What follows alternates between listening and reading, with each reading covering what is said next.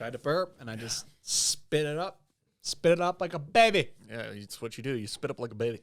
I was listening to Time Suck, and apparently Al Capone got bullied at Alcatraz. I can see that. Because he was also very sick. Like this one he guy had chlamydia. Yeah. Like, to the degree that he got dementia from it. And this guy like wrote a thing to the Reader's Digest, right? Or something like that back in the day. And he was reading an excerpt from it.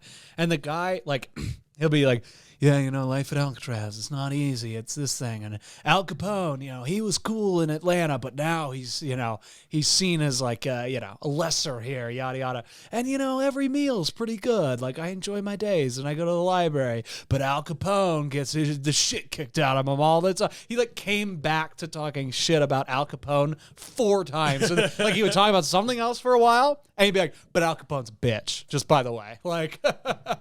Al Capone. That was so funny while I was listening to it. Which, speaking of, we got 2 actors who played Al Capone in this movie that we're talking about today on DMT Reviews. What's up? What's happening? Yeah.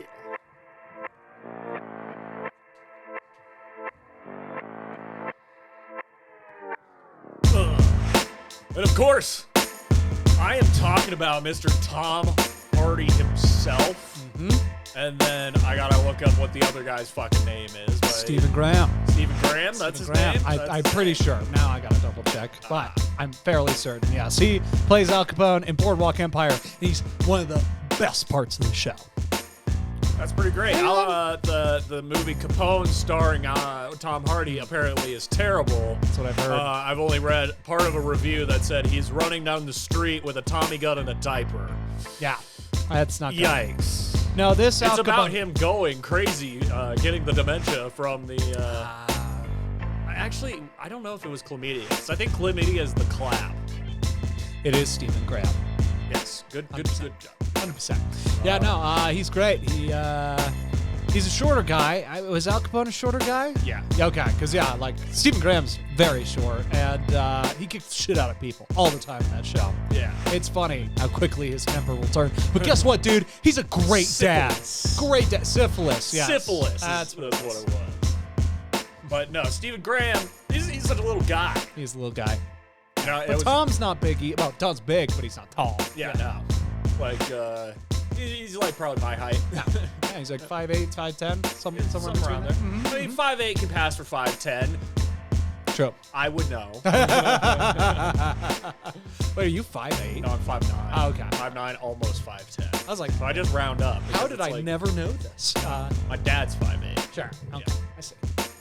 But we were talking about Venom, Let There Be Carnage. Yeah. The superhero Al Capone, Venom. Yeah. The Lethal Protector. That's right. Oh man. Let's dive into it, huh? Yeah. What a start to the month. Right. Indeed. Welcome to the dance floor, boys. Perfect. I nailed it that time. That was well done. That was good. That was good. Yeah, Jacob Beta would be proud. He would. He would indeed. So, Venom, Let There Be Carnage. Loved it.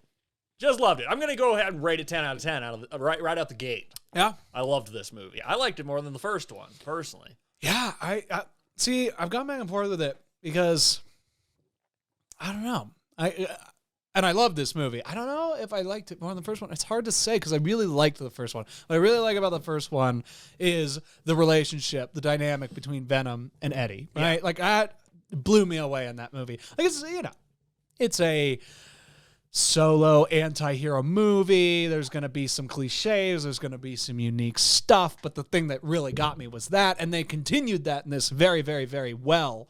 And I almost felt like, and I don't want to come off like I'm taking down the movie because I really loved it, but it almost felt like the Carnage stuff distracted from the Venom arc that he was going through, not in a negative way. I want to be very clear about that. But you had this really cool arc going on with him and Venom. And I was like, man, I would have just liked it to be just a little bit more like Joker and Batman and Dark Knight. That's the one I always come back to. Their stories are so dependent on each other. Mm-hmm. That's why that movie is so timeless, is the chess match specifically between Bruce Wayne and the Joker. Meanwhile, in this, you've got Eddie Brock kind of doing that with Cletus Cassidy and Venom himself, right? And he's going back and forth, yeah. And I'm like, ooh, I would have just loved a movie where he's kind of like breaking up with Venom, and then another movie where he's like straight up dealing with Cletus. That being said, it did both of those arcs incredibly well. Well, to It just that, kinda how felt- do you feel about Spider-Man 2, where he breaks up it with being Spider-Man while Doc Ock is running around creating havoc? Well, it's interesting because, 'Cause I felt that was the parallel. and I think it was executed really well in both of those. And again, it's been a little while since I've seen Spider-Man 2, so I don't remember it as specifically. But I feel like, I don't know. Because I want to be clear, I really liked both of the arcs in Venom. Like, Yeah. but if it was like a half hour longer, you spent more time yes, with the if Venom the and movie Eddie was thing. a little long, yeah, that or a little more time Yeah. with Cletus and Eddie. Well, you know, I mean, right out the gate, this movie is only an hour and a half. Exactly. Including the credits, you know? So, and the thing I'll say is that it packed a lot of movie into that hour and a half. And Seriously, it didn't feel though. like, you know, crazy exposition dumps. You know, there was like the scene with Eddie reading the card with Right. Cletus's background story and everything. played very well, Yeah. not overly long. Yep. Yeah. Everything was just done like efficiently. I think that's And really the thing. I wanna see what you think about my theory about why it's so short. Is because it has such CGI dependent characters. Yeah. Yeah. So they I would kind of were fully just agree. like It's kind of like and- we were talking about where like Hulk's not very much at the end of Age of Ultron because they blew their load with Hulkbuster, which is the best part of that movie. But then at a certain point you're out of money and you just can't make this character anymore. I feel like it's this. They just wanted one huge fight at the end. Yeah, and they did that with the first one as well. You know, because Venom and Riot don't fight. I think you until have the end. to, yeah, with Yeah, these with kinds these of characters. CGI characters. Unless it's like an MCU budget film, Yeah. it's just not going to happen. Yeah. Yeah. So everything, well, I think that's the thing is it's 22 minutes shorter than the first Venom, and the first Venom being an origin story, you're just kind of like you got to build to that. But once you get past that, it's just like let's just get into it. You know? Right. So I just loved everything about it. Loved and, it. That's really the thing. I wish there was more of those two arcs. That's really what I didn't Mm-hmm. feel lacking in any of it. I just wanted more. You know what I'm talking about? Yeah. Yeah. I mean, skipping to the end. I mean, of course, when it comes to DMT reviews, spoilers. I felt it was a really bold choice to kill Cletus. Yeah, me too. Have him just bite off his head and eat Carnage itself. Yeah. They did set up Stephen Graham to be Toxin. Right. Which, But then they sent Venom to the multiverse. Now he's in the MCU. Sorry. I mean, yeah, we're all Early jumping spoiler, on but that. Dude, I mean, there's so I have so much to unpack Yes, about please. this movie, and this is why I loved it so much. Okay, the thing I'll say right out the gate is that Venom and Eddie's relationship, I think, is they Ragnaroked it a bit. They made this one more of the Ragnarok, just a lot of jokes, but Yeah. it had a lot of room for it. Well, and it makes But- sense because they've been together for Yeah. a while now. And they turned Venom from being just a straight up murder hound to just being like, you know, kind of childlike wonder. You know, he's very energetic and excited about stuff.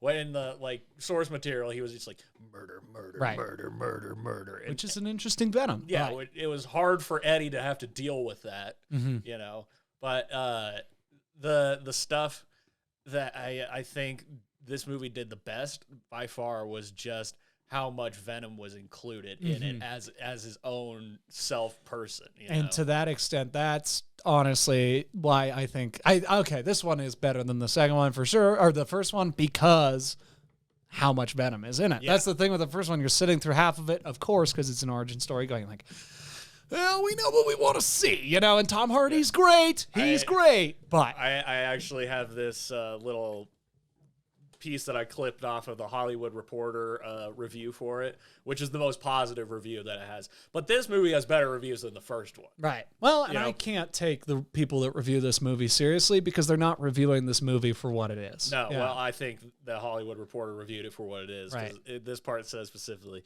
Tom Hardy supplies the voice of Venom, and his extreme 1990s soda commercial announcer delivery never stops being funny.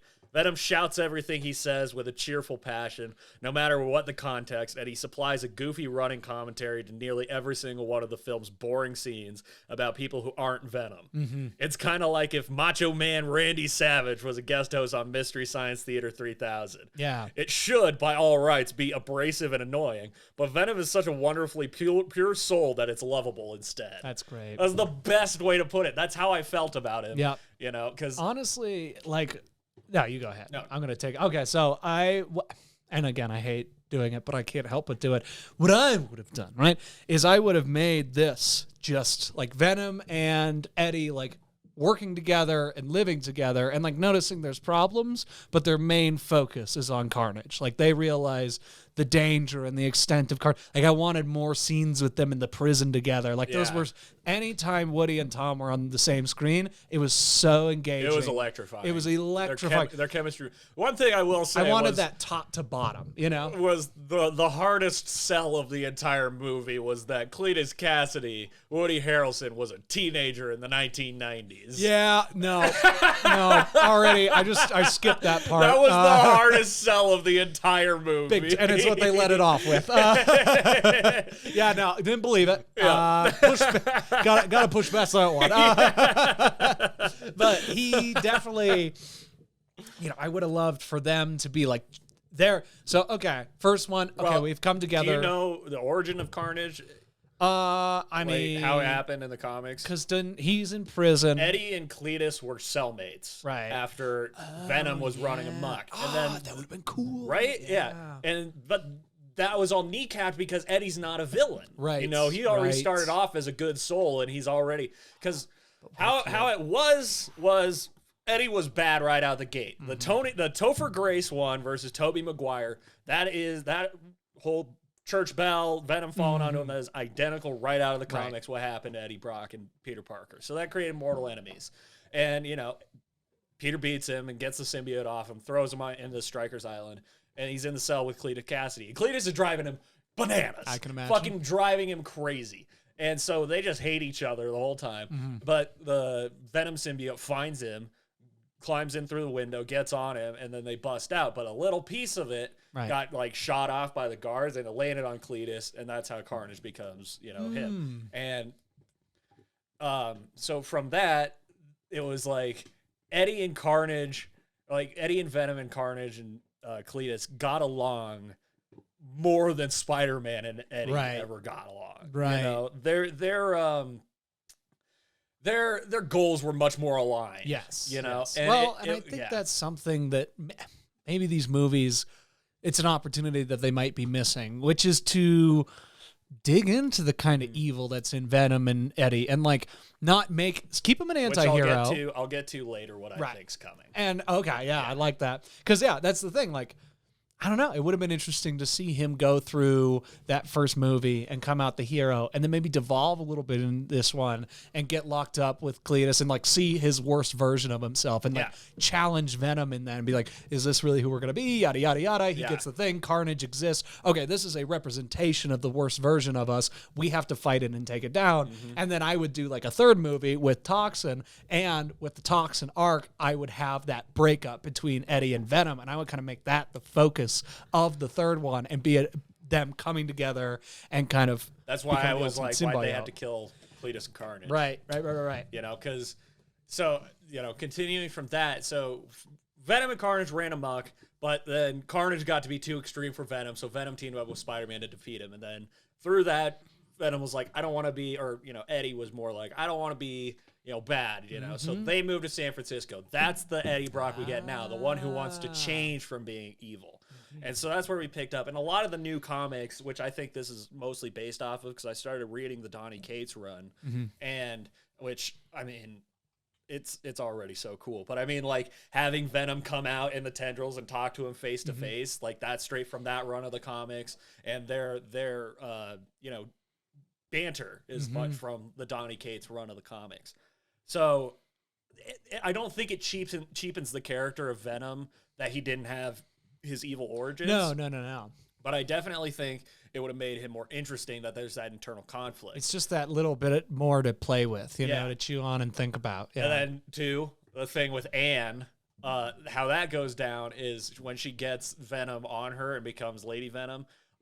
She bites off a lot of people's heads, and then when she turns back and gives the symbiote back to Eddie, she goes crazy and kills herself. Oh, wow. But she has a kid who has part symbiote stuff in him, and that's what we're dealing with the King in Black run, which I'm so excited to get into because it gets crazy. Yeah. But talking about dragon symbiotes, bro. dude, That fly in space. yeah, that giant space cosmic battle axes. Ugh. It's amazing. Wow. It's amazing. Wow. And then Cletus, this is okay. So the thing that they made this movie do differently from the comics, that I'm like, okay, I will allow it for the sake of this movie. The execution was really well done in the sense of like when it showed how out of sync Cletus and Carnage were. That is the exact opposite of how it is in the comics. The reason Carnage is so deadly and so powerful and keeps coming back, even though Cletus or Carnage gets destroyed, is because both of them are so symbiotic that it actually is like Michael Myers to that point. That Interesting. They just keep fucking coming back. Huh. So, but I knew that it had to be done this way for this movie to work. Sure. You know, because they had to prove that Eddie and Venom were symbiotic. And that's what overcame it. But that's what it came to, like the animation when Cletus would turn into Carnage. It seemed like it like turned his face inside out, and then like he could open up his body and manipulate it, because that's how Carnage and Cletus were, was that they were like one that they could do things that Venom and Eddie couldn't. Yeah. You know? Because Venom and Eddie are just a solid body. You throw a fucking spear at him, it goes right into him. So, you know, I'll allow it. But I think the door is open that Cletus could come back. I think so. I think they should. I don't think it'd be a wise decision. I guess maybe this is something that this movie does. So many movies do it where like Carnage's motivation is okay. I'm trying to remember here. Also, real quick before I forget, shout out Andy Serkis. Great stuff, man. He fucking killed Hell it. of a job. Hell of a job. Yeah. What I was hoping was that Tom Hardy, Woody Harrelson, and Andy Serkis each respectively brought their A game, and they did. You know, so kudos to them. Yeah, that's the thing. I just, what's Sound Girl's name? The Shriek. Shriek. And is her and Carnage, are they together in the comics? Okay, so here's how it goes. In the 1990s, they went real symbiote crazy. And that's where Riot and Shriek and Carnage... Well, Carnage came first, and Carnage gave birth to Riot, Shriek, another one, and like there were like 5 different symbiotes going on at the same time. I think it was called Maximum Carnage. And Shriek, she was the symbiote, and that's how she got the powers. And in the first movie, that yellow symbiote that you see that kills Jenny Slate, that's the Shriek symbiote. But they changed that for this movie to make it a problem that she had those powers. Because if you think about it, a symbiote is weakened by the power, so why would a symbiote have the power to be able to be a sonically thing? So I liked that they made that change a little bit. Because then it created that real tension that, Cletus was in love with her, but Carnage was like, fuck her. Right. You know? Yes. And that was executed really well. As far as that, and like, I like their relationship. That my thing is, again, so Cletus's big problem with Eddie, like Carnage wanted to kill Venom, Shriek wanted to kill Al Capone, and Mulligan. Cletus wanted to kill Eddie because he got him sentenced to death because he figured out what happened. Venom saw all the carvings on his wall, and then in that scene where he's just drawn with the that was Sharpies great. and stuff, Super I funny. loved that. Where he's just taking control of the body. Yeah, and then typing on the laptop and everything to find it, and then they find all the bodies that were missing, and so the governor turned over the moratorium and reinstated the death penalty. Right. And that was the thing, was so like Cletus was just sort of fucking with him, kind of being like, just keep dragging this out as long as possible. Right. And he kept saying like he wanted family, he wanted to be friends with Eddie, he wanted to be understood and all this stuff, which I found to be like, he keeps saying that, but there's literally nothing about what he's done that can be forgiven or even like rationalized or just being like chalked up to a shitty upbringing or that he was lonely. Like he tries so hard to make himself sympathetic, which that's what a good villain does, is believes that they are not the bad person in the story. And I think that was really well executed. Woody Harrelson, I think, was the perfect choice for this because he did Natural Born Killers. Right. And that's pretty much as close to Cletus Cassidy as he's gotten, Yeah, I would as say. you can get, you Yeah. know? And to that extent, see, and again, this might just be me forcing my point of view onto it a little bit, but like, you know, him and Shriek are great, but I would have, and Eddie figuring it out, super funny sequence, totally makes sense, keeps the story moving, gets it going quick, I like it. But I honestly would have loved some drawn out scenes in the prison, and instead of he's just mad at Eddie because Eddie figured that, like, some sort of personal game that they're playing with each other where it doesn't matter who Carnage wants to fuck. Make it like doesn't Silence of the Lambs, but with symbiotes. Like, you could, right? With these two characters, that could happen. Have it be like he leaves a trail of bodies and it's like a time running out kind of thing. Really make it like a Joker kind of elaborate kind of plan. That would have been pretty sweet. Would have been, but again, I'm happy with what we got. I'm very happy with what we got. And what the movie that we're getting is exactly what it needed to like, be. This is stuff that it's like we could have gotten it, but it's not like we should have gotten it. I'm pleased with what we got. It's not like you hear about what the Rise of Skywalker was supposed to be, and you just go, man. Exactly. You know, this was what we, and I will, okay. One thing I really, really loved about this movie was that it played a lot with Spider-Man tropes. Mm-hmm. Like, for example, when it has that scene with Cletus riding the car to Eddie, which I really loved how they animated that, you know, and then they had it be like they were in the same room, eye to eye with each other, you know, and that would be pretty cool. Super good. You know, and the thing that I thought was pretty cool in that scene was like, he goes, every hero has an origin story. He smashes a spider right there. And then... Gross. Yep. And then having the climax be in a bell tower, automatically that's mirroring the, you know, Venom Origins. And then... It makes you wonder. I mean, because Tom Hardy wrote the story for this. Kelly... Marcel wrote it and helped with the story. And Andy she Serkis also wrote directed the it. screenplay for the first one. For the first one, yep. But I think the producers wrote the first one. Gotcha. That's why I think it kind of, in my mind, lagged a little bit. Right, and I agree. I agree with that for sure. Do you think Cletus those is a three... more compelling villain than Riz Ahmed was? That's really rewatching the first Venom. Those are the moments where I'm really just kind of pulled out of it. Is any sort of antagonistic threat? I'm like, I should go to the bathroom. My favorite part of that is like with Riz Ahmed was when he's in the lab with all the kids, and then the one girl raises her hands, and all the kids go, shh. He's like, no, don't silence her. People who don't ask questions, or people who ask questions, yada yada yada, and then. Right away, he's just like, go ahead, ask your question. And then he gets interrupted, doesn't let her ask her question. Just leaves. He's just like, no, I'm good. But I'm gonna leave Jenny Slate to this one. Do you think the three of them are big Venom fans, or do you think they've like found? Do you think they know? Do you think they Andy Serkis, Kelly, and Tom?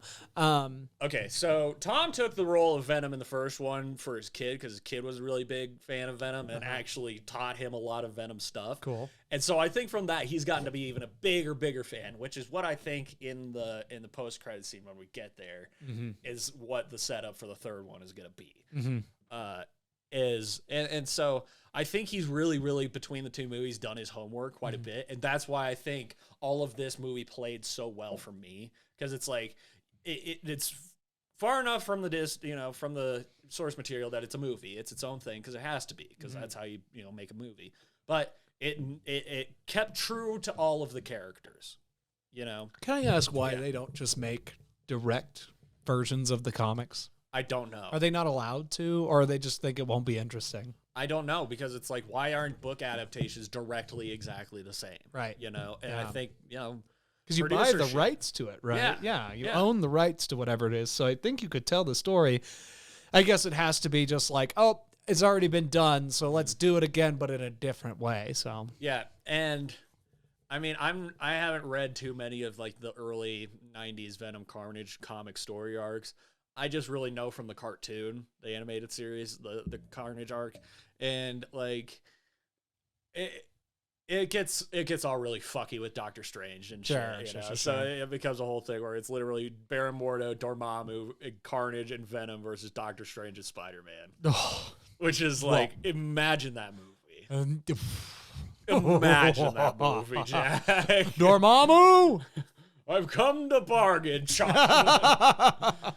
Carnage. Yeah. Also, let me say, the most ridiculous sell for me, besides how young Woody Harrelson's supposed to be, was that he could just plug Carnage into a laptop and he can hack into deep, top secret fucking, high security prison sectors to find out about Ravencroft Institute. See, I think for a film like this, we just have to accept certain shortcuts. It's like the well-produced footage on the phone in Logan. Yeah. You just go like, it's keeping the plot going.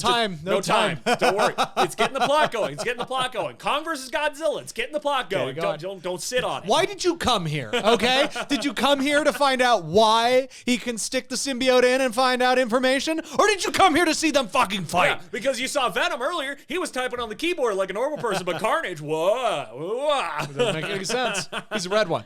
He's a He red. can do anything. Yeah. There's a red one. Which having Venom talk so much more in this one was so much more fun because you hear Tom Hardy's voice more in it. Oh yeah, for sure. You get to see him party which pretty on the nose with the LGBTQ message, but I don't really give a fuck. Yeah, you know, it makes sense. It's fitting to the character. And it was funny because what he was talking about wasn't not exactly what he was. The people in the audience were getting it. It's all the same thing at the end of the day. That's the point. It's acceptance. It's exactly. That's all the same point. And I loved it because right before was he that, killing these people as he went body to body? So do you remember in the first one how they were going through Eddie's scans and say he was eating his organs and stuff? That's why he has to keep eating the vanilla, I see. the brain stuff, because that'll keep him from having to consume Eddie. Yeah. You know, and so it's pretty horrific for a PG-13 film. Oh yeah. Well, I mean, he bites off at least between both Venom and Carnage in the two movies. That's like 9 heads bit off, and way more heads in this one. Yeah. There's like 1 or 2 in the first one, and then 7 or 8 in this one. Yeah. Yeah. It's pretty gnarly. It's awesome. But and I thought that was pretty great too that they included the chocolate stuff, because that's that's one of the funnier bits of the comics. Is, tater tots and chocolate. It's brains and chocolate. That's it'd be like Venom. Venom. The greatest song ever. Eminem loves Venom. Yeah. Except I will say the song that he did for this one weaker. Yeah, much weaker. Doesn't slap. Yeah, no. It's too slow. Way too slow, way too and too many features, Yeah. Nothing against features, but like that first one was all him. Yeah. So it showed you he cared. Yeah. This time it was like the studio was like, "Hey Marshall, you want to do another one?" He's like, "Nah." And they're like, "What if we get 4 other people to do it with you?" That was it. That was the conversation. Eddie Brock is you and I'm the suit. And it'd be like Venom. Venom. Oh yeah. But okay, so the parallels with Spider-Man, that then the Venom breaking up with Eddie, that was like Great stuff. the Spider-Man No More arc, which they did in Spider-Man 2. But it was cool to have Eddie be its own thing, because it's like in Spider-Man 2, he was getting so stressed and bogged down trying to balance the 2 lives that he was losing his powers, right? And then he just was like, you know what, fuck it, Jameson's up my ass. Nobody appreciates me. I can't keep my powers. I'm fucking up my life. MJ hates me. I'm about to get flunked out of college. Aunt May is about to be broken. Fuck Spider-Man. I'm done with this. And, things start turning around for him until Doc Ock and Jay Frey get involved. Of course. And so he has to, because MJ is in danger, he has to, sack up and become Spider-Man again. Right. And kind of similar to this, except that Cletus is on the loose, that Venom and Eddie have to get back together. Right, exactly. But Eddie, you don't see Spider-Man's powers go on their own personal self-discovery journey. Yeah. And Eddie even went on a self-discovery journey of his own, where he's just like, oh yeah, me and Venom worked together, and Venom was just like, you know what,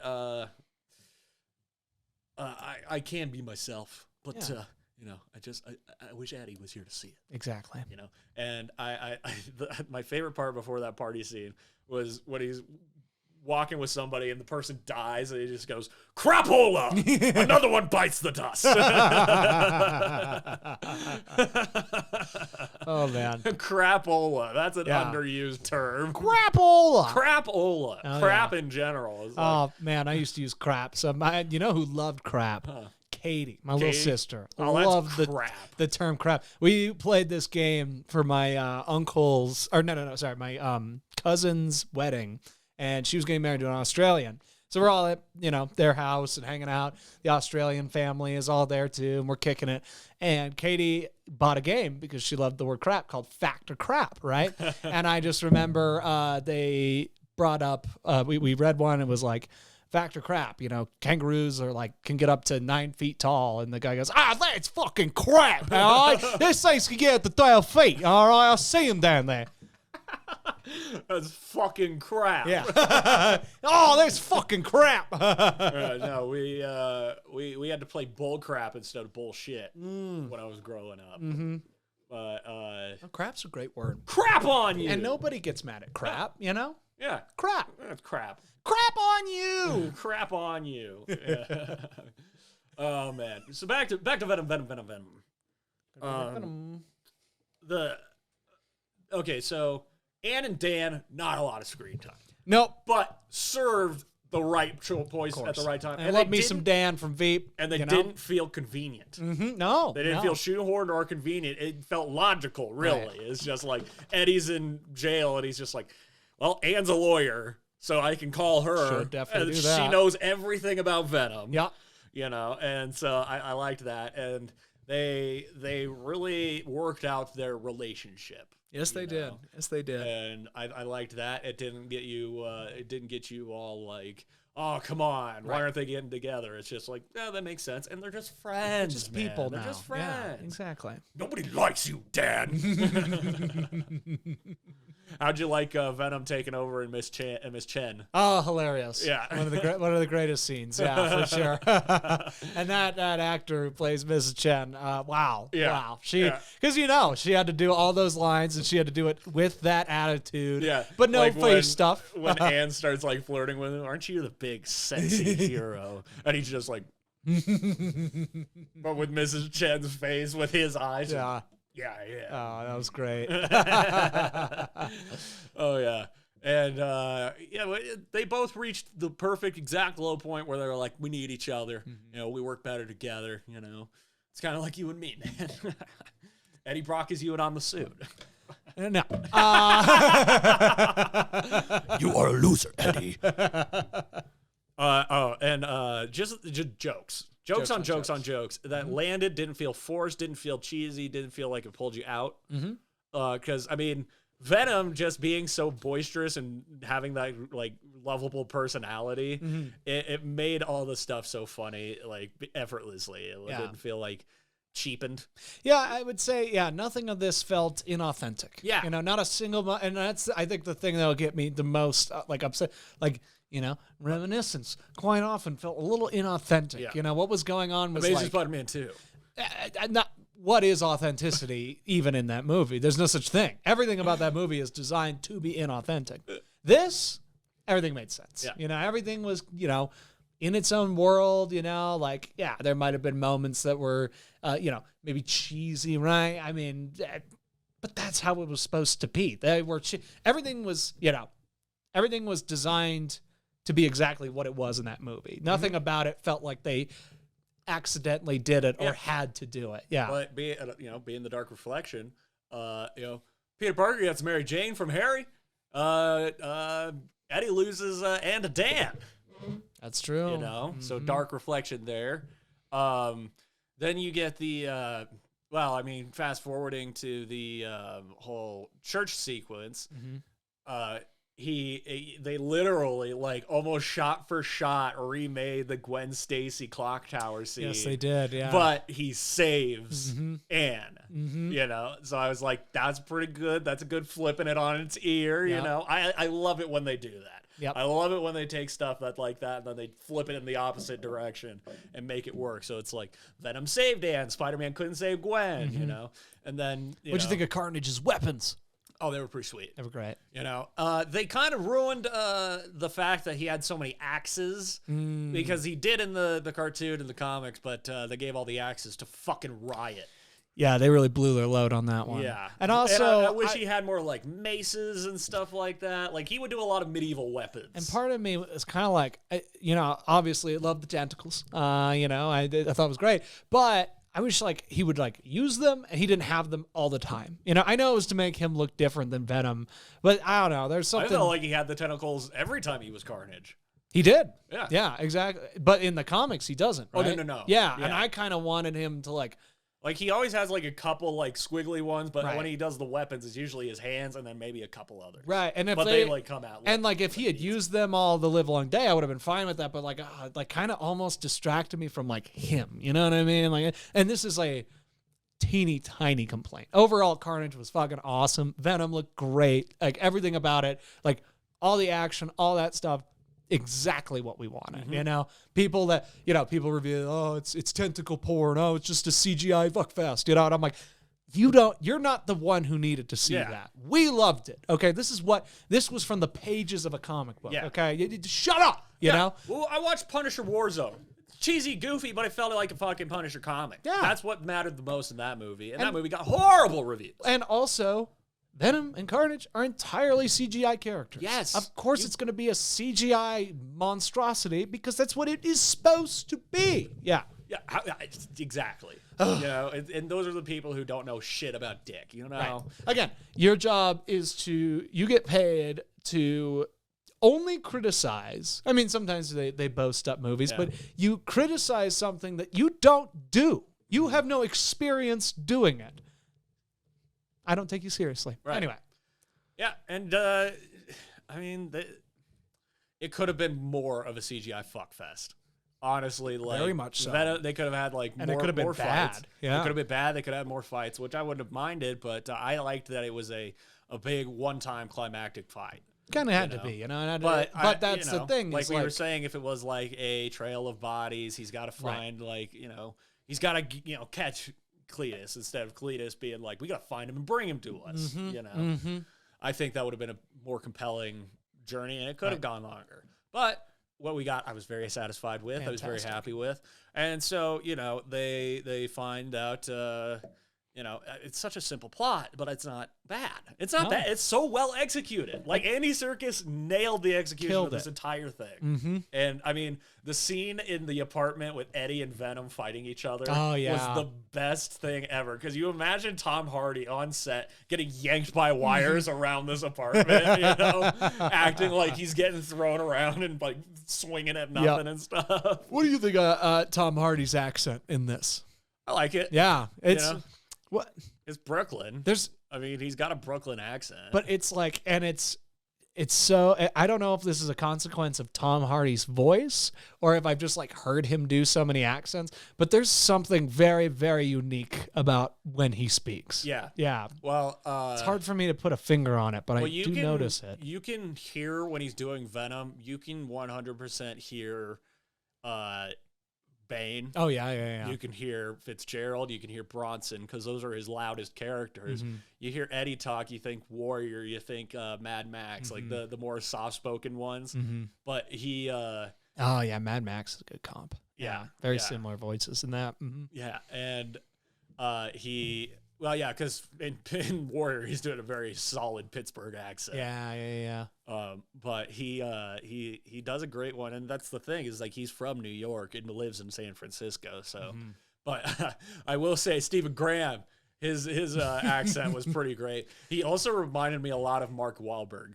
Yeah, because that was the thing. Funny, he's probably the same height as Mark Wahlberg, but he seems shorter than Mark Wahlberg. Well, he did the same accent in this as he does for Al Capone in Boardwalk, like a very Chicago, Eddie Brock, what you doing? Hey, Eddie. Hey, Eddie. I don't like you. You don't deserve to have nice things. And within the first 5 minutes, Venom tries to bite his fucking head off. And like in the trailer, you think that's gonna be like some big moment. Yeah, they're gonna butt heads the whole time. Quick little joke. Very funny, very good. What the fuck are you doing? Nah, all in all, I mean, again, like this movie had like 6 characters in it. Yeah. And they all were great, and they all played their part. One of the I guess 7. I think it was 8 Empire's review. I just saw a little thing of it. It was just like, who needs story arcs or character developments? I'm like, there were. Yeah. There was for everybody. Yeah, no. And so like when it gets to the climactic fight where he's got Anne kidnapped, cliche. Then Stephen Graham kidnapped, which he got fucked up. Yeah, he did. Oh my God, Big Shriek time. fucked his ass up. Yeah, I thought he was dead. Oh For yeah, sure. For yeah. sure. When she kicked him off and the chain tightened, I'm Yeah. like, she just broke that was dude's like, oh, neck. well, God damn. He's gone. But apparently he got a little bit of symbiote in the big old Carnage tornado. Yes, he did. Yes, he did. Which brings me back. So, like, that's the thing, because that's what's set up. I think that his character, let me see. Because the first Venom comic book that I read was Lethal Protector, which is him in San Francisco, which I loved how much that Venom wanted to keep, like, he was Star-Lording Lethal Protector. He was just like, Lethal Protector! and like, call me Star-Lord, that kind of thing. And then that was actually kind of the cheesiest thing the whole movie, I will say. Right when Carnage starts to activate, when Cletus is getting the death penalty, and he starts, spazzing out, and he goes, "Something wicked this way comes," and I'm like, that's like it's my birthday. Time to light my candles. Like, oh, so unnecessary, such a non sequitur, had nothing to do with anything. Guess who I think is behind it? Avi.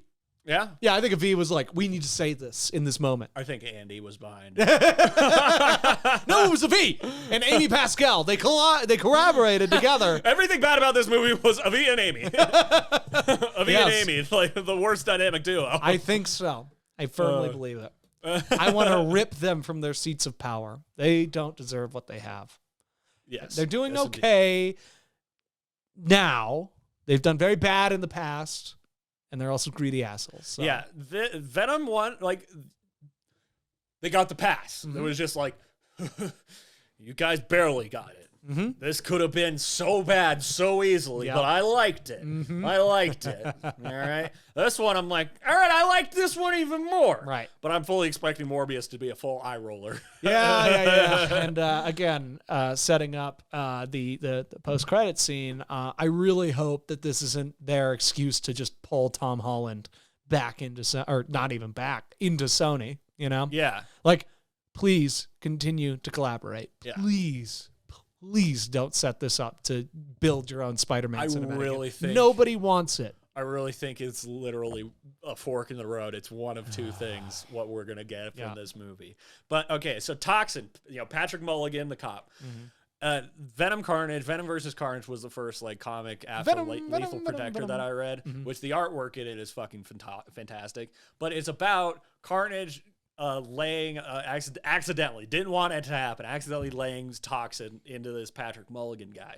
And he turns into Toxin, and he's a very confused symbiote. He doesn't quite get it. But Carnage wants to kill him because he's worried that Toxin wants to kill him because he wants to kill Venom. And Venom's hot on the case because he can sense the symbiote thing. So look that up on Marvel Unlimited. Get it, download it. I want to see what this Toxin looks like. Yeah, he's a pretty cool looking composite of Carnage and Venom.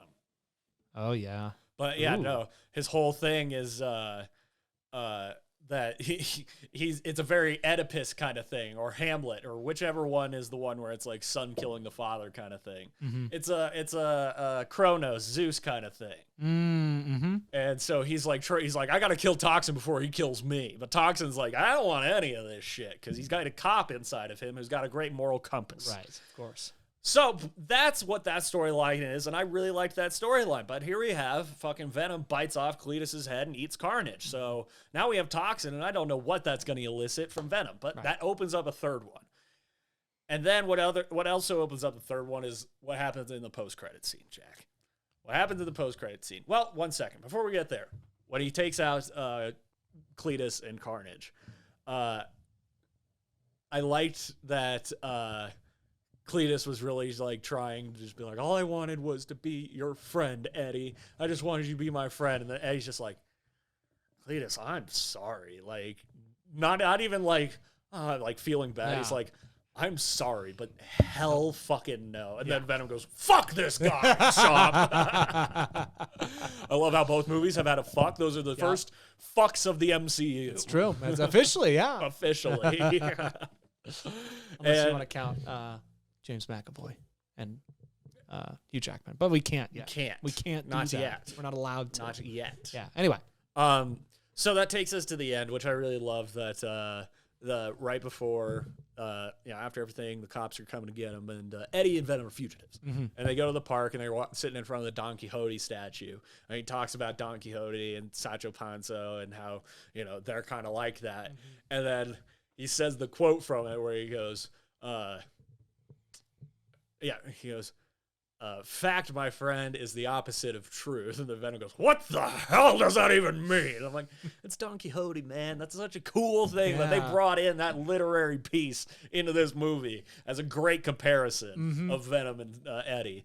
And then they go on the run, and they end up on a beach so Venom can get the sand between his toes. That's right. But he can't feel the wind in his hair. I can't. Can't help There's him no by hair. that. And then they're fully resolved. They love each other, and Eddie's like, we should go wherever they need a lethal protector. And Venom goes, you meant it that time.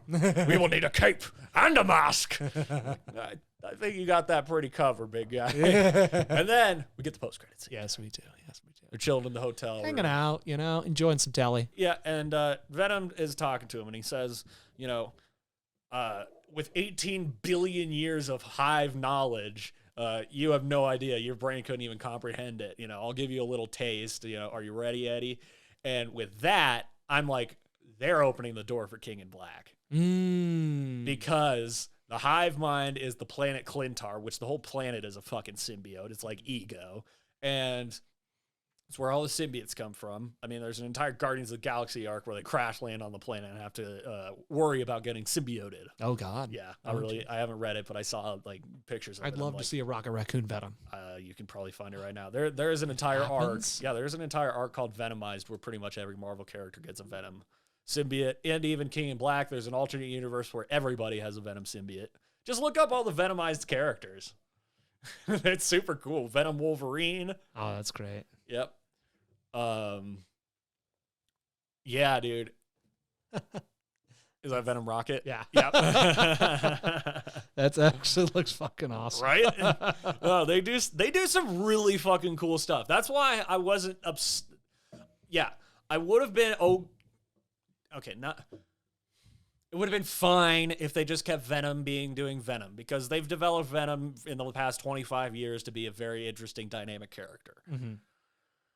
That being said, what they did in this post-credit scene, so what it's going to open up with this King in Black stuff, I hope that they actually go through with it and they make Venom be this massive, galaxy universe-saving hero like he is in that, because literally in the comic, spoiler alert, he gets the Silver Surfer's board and Mjolnir, mashes them together, makes this giant battle axe, has the power cosmic, and uses it to cleave the Venom god in half, the symbiote god Null, who created All Black the Necro Sword, Jack. All Black the Necro Sword was the first symbiote. Interesting. Yeah, nerd knowledge, baby. So maybe Gore the God Butcher is gonna be hanging out with Venom at some point here. Well, that's what I'm thinking. That's what I'm thinking, because right after that, we get a big old wow. Yeah, in the background. And it how turns ironic that that's the moment that it happens, right? Yeah, right before he gets all that hive knowledge unleashed on him. It switches from night to day, and it doesn't look quite like their hotel. It's got the folded towel swans and everything.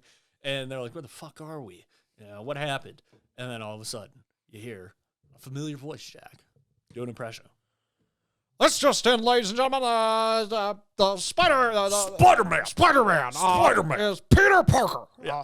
And he goes, that guy, and licks the TV. Yeah. And what's his? Why does he care so much? This is what I'm going to throw at you, Jack. This is what I'm going to hit you all in the DMT audience with. This is my theory. This is what I'm thinking.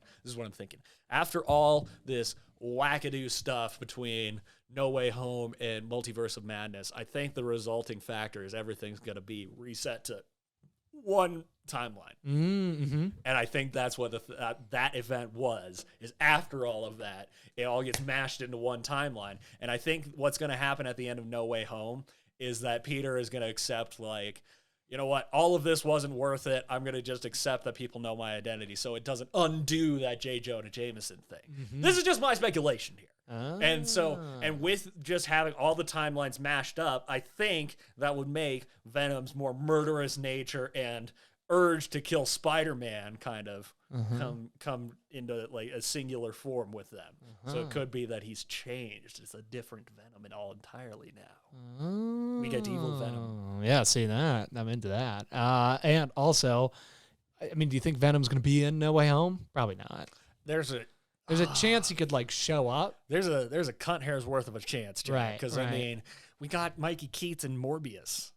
Yeah, it's true. You know, I mean, we're definitely getting Tom Holland versus Tom Hardy. That is guaranteed now. There's no doubt about it. yeah, because right out the gate, or he's got beef with Spider-Man because he thinks he's a murderer.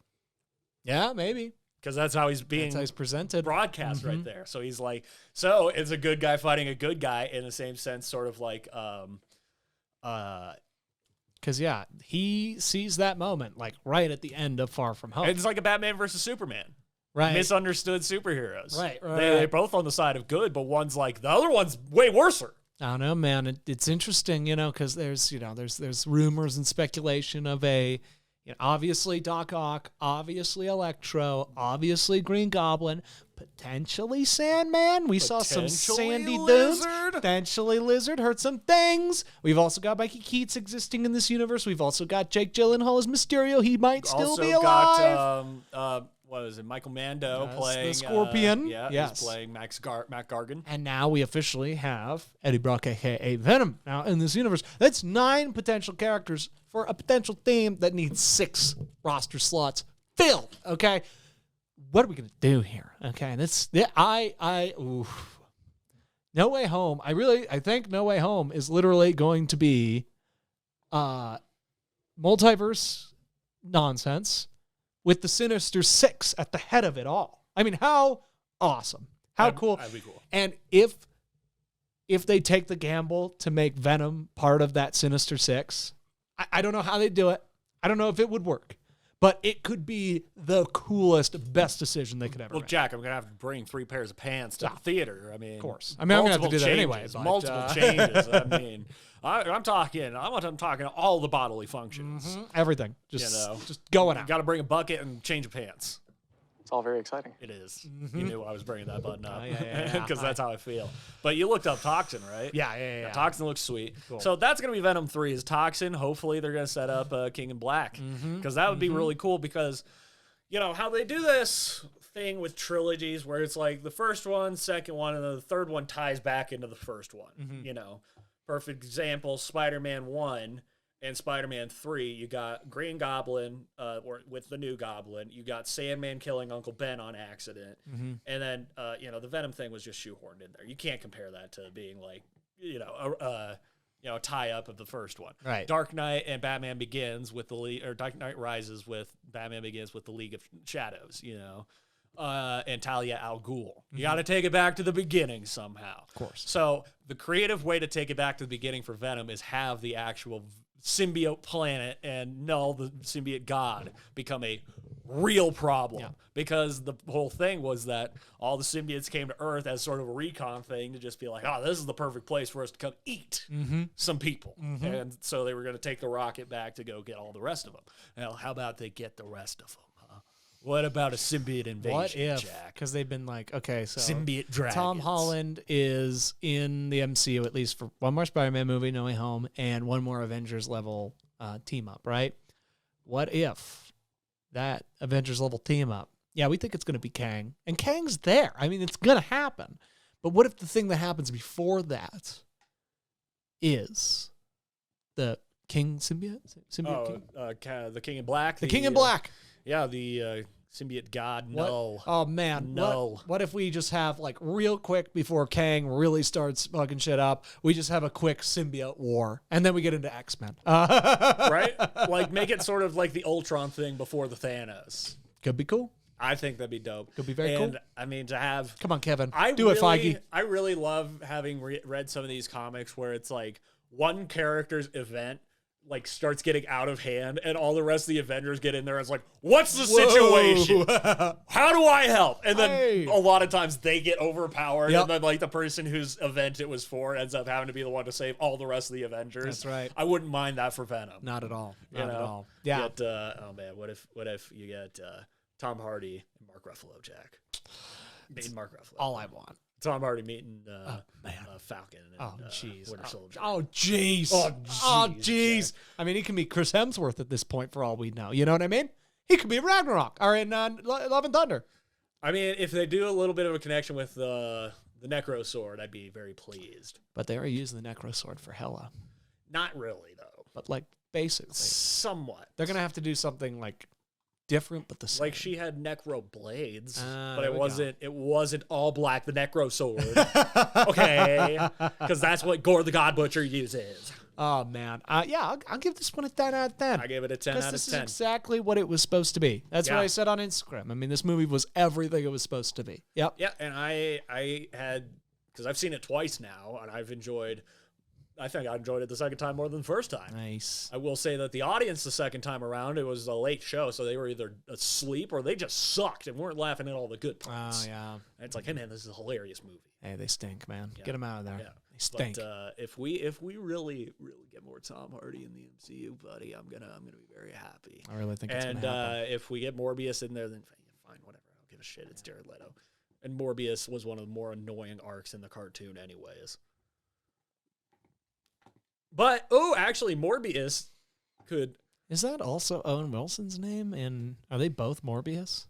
Mobius. Okay, Yeah. because I kept thinking Morpheus. I'm like, no, that's the Matrix. Okay, yeah, okay, No. Mobius. It's kind of annoying how between both DC and Marvel, how many people have the similar names. Oh, yeah. You can only do so Even much about that. identical But names in DC. There is Captain Marvel. There's Drax. Yeah. Totally different people. yeah, of course. But like the thing that I would really love is just to have like Morbius kind of be a segue into Blade.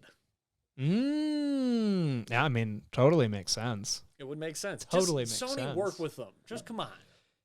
Why must we fight each other? You all will make so much more money if you just make movies together. Yeah. That And or if you split the profits, you're both making the same amount, and it's gonna be a fuck ton of money. or you're just basically forcing Disney's hand to buy Sony now. Yeah. Which I don't know if that could ever happen, but If they it could ha- if they could it- buy Columbia Pictures probably from them. Yeah, but if that were to happen, I feel like the government would step in and bust them up for being a monopoly. Well, fuck the government, I mean, man. they're really toeing the line, owning Hulu, Marvel, Star Wars, and 20th Century But Studios. if it makes things better, like If it makes things better, that's what I'm saying. I'm all for it. Yeah. But I'm saying, like, they're really toeing the line of monopolizing. Because, I mean, Paramount and Universal are the ones that are like, right.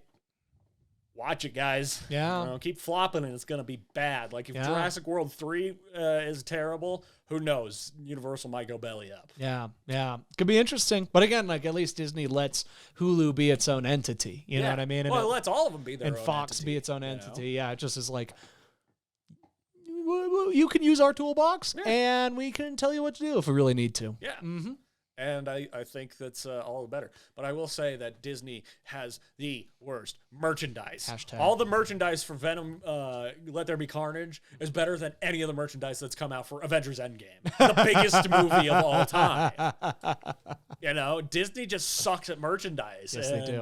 Sony is just like, let's hook up with all the different merchandising companies and just make a shitload of stuff. Why not? Let's get Venom and Carnage on everybody's shirts. And guess what? I will have all of them. Honestly, there is no Venom shirt I won't buy. Sure. Send me Venom shirts.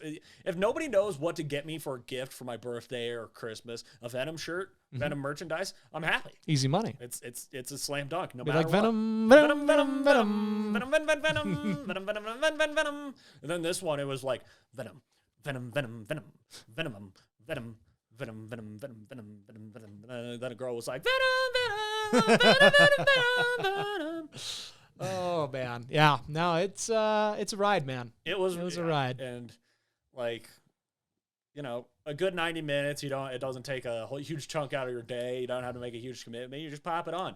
It's a great watchable movie. Mm-hmm. I will enjoy it for years to come. And honestly, it makes me want to watch the first one more. Get them more in the rotation. Right. I mean, now that now they're part of it, part of the MCU. But actually, this makes me think that Venom, the first movie, if Spider-Man Far From Home takes place in 2023, then both of those movies would have been in like 2022, 2022 and 2021. Yeah. Oh, yeah. Interesting. Unless by being multiverses, they don't all share the same date. Right. Yeah, that's a good question. I don't know. Oh, man, that's a little bit too much looking into it, guys. I think I'm just going to stop there before it gets a little too wackadoodle. Well, good, you. Yeah, but full summation, I loved this thing. It took enough liberties that it made the movie work, but it didn't piss me off. Right. And 10 out of 10. Go 10 out of see 10. Venom, Let There Be Carnage. Love it. Let There Be Carnage. Let it happen. And I think I had one more thing. But I mean, Venom's going to be in the Spider-Man 2 video game. So I'm hoping that it ends up being that we don't kill him in that and you get to become Venom in the Spider-Man 3 video game. Because there was a 2 video games. I remember there was the Web of Shadows video game, which was one of the good Spider-Man games. And then there was the Ultimate Spider-Man one, where you get to play like the super cartoony, like gigantic muscled Venom. Oh, yeah. And that's pretty fun. But in the Web of Shadows, when you choose to get dark, like Venom takes over Wolverine and you have to fight him. And it's pretty fucking sweet looking. Look up Venom Wolverine. It's pretty sweet. Venom Wolverine. Wolverine has to cut himself in half to get Venom out. It's pretty fun. Wolverine! Wolverine! Oh, my. Yeah, that's pretty cool. Very cool. Yeah, no, Venom has, or symbiotes in general, has gotten on everybody. And did you know? Have I showed you the what if Deadpool was Venom? No. Oh, dude, you should read it. But quick summation: that what if story made it so that canonically, well, not really canonically, but because it's a what if story, but in the scope of the Marvel Universe, Deadpool ended up on Battleworld and got the Venom symbiote first. And then they go on like a total party murder rampage. Ooh. And it's pretty sweet. And then at the end of it, Venom ends up getting removed from him and put back on Battleworld, and that's when Spider-Man gets him. Because Venom is like, Deadpool is too much for me. I gotta get off this guy.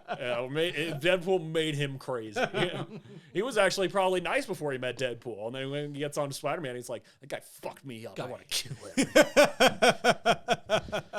Yeah. Oh, yeah. So crazy. Yeah.